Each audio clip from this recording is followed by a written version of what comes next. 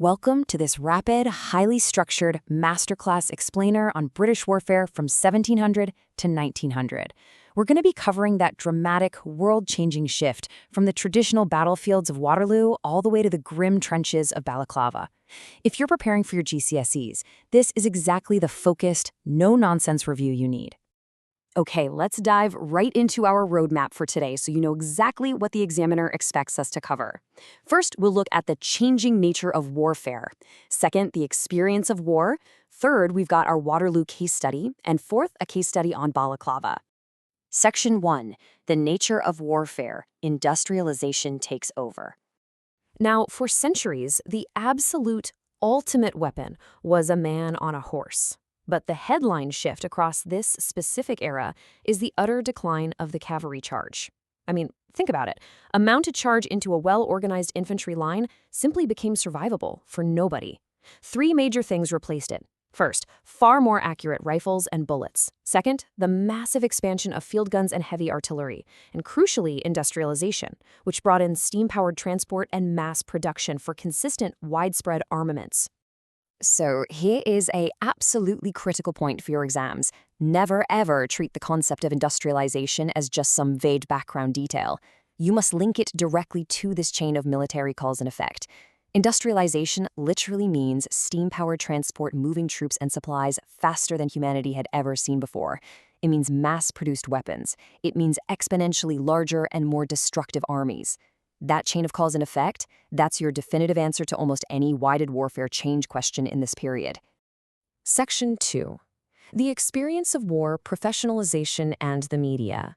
We really need to examine how the army itself was structured during this time, and how the public back home perceived it. Let's start with the military experience. Recruitment and organization became far more structured and professional, and you can tie that directly to Cardwell's army reforms. Make sure you get that name down. These reforms moved the military entirely away from those chaotic, sort of haphazard systems of the 18th century and actively built a highly professional, dedicated fighting force. And here is a societal shift that examiners absolutely love to see you write about. The old reality was that war was distant news. You heard about it secondhand, usually weeks or even months later. The new reality? War was being directly witnessed through detailed newspaper reporting and photography. During the Crimean and Boer Wars, the British public consumed direct visual evidence of warfare for the very first time. This meant public opinion was suddenly shaped by immediate facts on the ground, forcing the government to constantly sweat over public reaction. Section 3. Case study. The Battle of Waterloo, 1815. So let's look at the final defeat of Napoleon in 1815. William Sadler's contemporary painting perfectly captures the absolute pinnacle of the old way of war.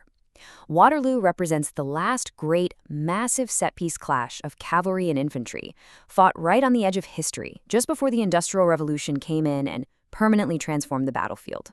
The examiner is definitely going to want you to remember that while the commander, the Duke of Wellington, was obviously vital, victory was actually a combination of several major factors. Wellington positioned his coalition forces brilliantly along a defensive ridge, holding fortified positions like the farmhouse of Hougoumont.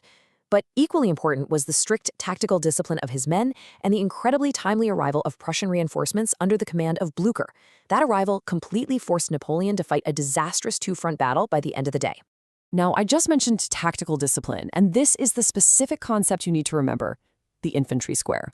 Never reduce the Battle of Waterloo to simply Wellington won.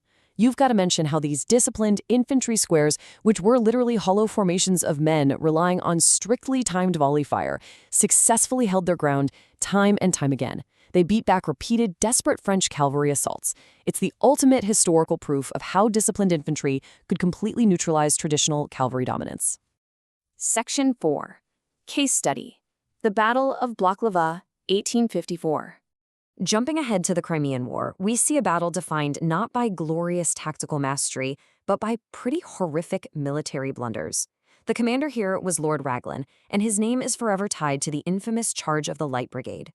Due to a highly confused and poorly worded order, Raglan sent British light cavalry charging directly down a valley flanked by heavily defended Russian artillery.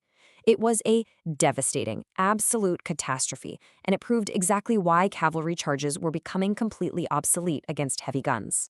But what is absolutely essential for your exams is Roger Fenton's 1855 photograph, Valley of the Shadow of Death.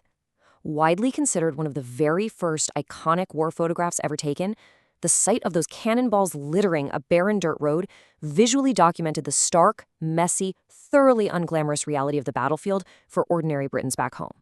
Because of photographs like Fenton's, alongside the rise of the modern war correspondent, balaclava had a massive, unprecedented impact on society. It provided undeniable, first-hand evidence of military incompetence and the true human cost of war. Suddenly, the government and the military establishment could no longer control the narrative. Balaclava is your absolute best example of how attitudes in society became a direct driver of change. An informed, outraged public put immense pressure on the state to finally reform its military practices. To wrap up our explainer today, I'm going to leave you with this exact exam-style prompt to test your knowledge. How far did the experience of war for people in Britain change between 1700 and 1900? My biggest piece of advice? Structure your revision and your final answer around that incredible shift from war as distant news to war as a highly publicized, photographed reality.